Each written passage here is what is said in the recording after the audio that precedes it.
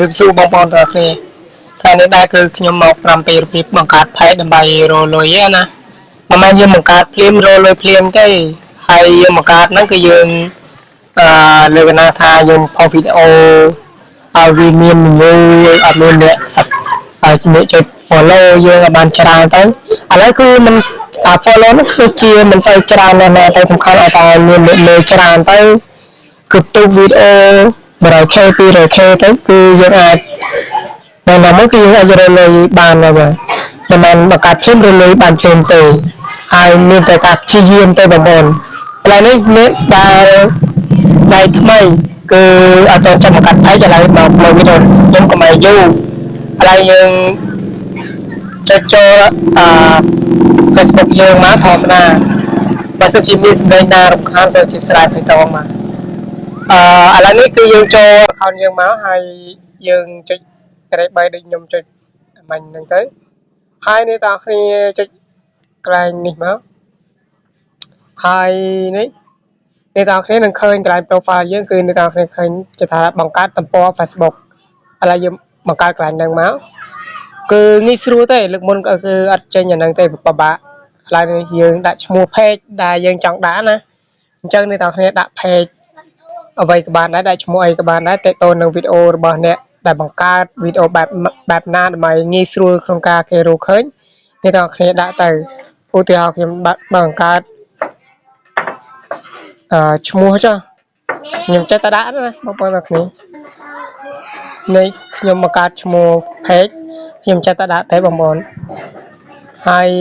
បន្តមកយើងបង្កើតវីដេអូអំពីអីយើងតេតងឥឡូវនេះយើងដាក់ប្រភេទតែយើងបង្កើតណាខ្ញុំបង្កើតឧទាហរណ៍ថាខ្ញុំដាក់ជាតន្ត្រីចុះឥឡូវយើងចុចឥឡូវកន្លែងនេះគឺយើងអាចជ្រើសរើស2ឬ3អូខេឥឡូវយើង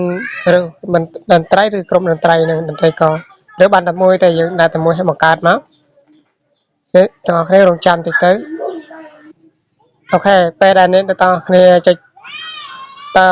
តមុខតិចទៀតវានឹងលោតមកបែបនេះហើយអ្នកទាំងអស់គ្នាដាក់ពីប្រវត្តិទំនាក់ទំនងទីតាំង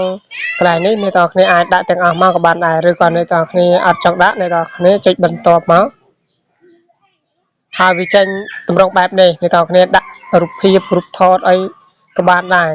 អញ្ចឹងខ្ញុំឧទាហរណ៍ខ្ញុំដាក់រូបថតមួយអូខេពេលដែលយើងចុចលើកាមេរ៉ាគឺយើងនឹងចេញរូបថតបែបនេះចង់ដាក់ background ក៏បានដែរហើយចុចបន្ទាប់មកពេលដែលវាចេញបែបនេះហើយកន្លែងនេះគឺសំខាន់គឺបើ Facebook យើងមាន fan ច្រើននេះគឺ2000ឬក៏3000នាក់គឺយើងអាចចុចលើអក្សរទាំងអស់ណានេះអក្សរពណ៌ខៀវនេះដល់គ្នាឃើញអានេះយើងចុចទៅលើពណ៌ខៀវហ្នឹងមកនេះអញ្ចឹងវាគ្រីសទាំងអស់ fan យើង2000នាក់ក៏វាគ្រីសទាំងអស់អញ្ចឹងយើងចុចបន្ទាប់នៅខាងក្រោមនេះមកហើយយើងអញ្ជើញមកហើយមនុស្សទាំង190នាក់ហ្នឹងគឺយើងឃើញ page យើងទៅបង្កើតចំណែកអាកន្លែងនេះគឺអ្នកទាំងអស់គ្នាមិនច្បាច់បាត់ទេអញ្ចឹងអ្នកទាំងអស់គ្នាបើកទាំងអស់ទៅហើយចុចបន្ទាប់ទៀតហើយវានឹងចូលទៅក្នុង page យើងហ្នឹងបាទហើយចេញតម្រងបែបនេះអ្នកទាំងអស់គ្នាចុចរិចរាល់មកបាទកន្លែងនេះយើងអាចណែនាំច្រើនអ្នកក៏បានចុចបន្ទាប់ next referral តិចទៅហើយកន្លែងនេះគេឲ្យយើងណែនាំ friend ម្ដងទៀតបាទហើយយើងតាមដានមកអូខេតាមដាន20នាក់អូខេឥឡូវយើងដាក់រួចរាល់មកអូខេប៉ុណ្ណឹងបានហើយប៉ុណ្នេះគឺ page យើងរួចរាល់ហើយបាទគឺថ្មីចេះហើយក៏អត់មានអ្នក follow ដែរហើយបងប្អូនបើសិនជាឃើញ account ខ្ញុំមួយនេះអ្នកទាំងអស់គ្នាជួយ follow ម្នាក់មួយផងបាទបើសិនជាចង់ពីបញ្ហាដាក់កងធនាគារចាំវិក្រោយខ្ញុំនឹងធ្វើការធ្វើវីដេអូអំពីការដាក់កងធនាគារខ្មែរ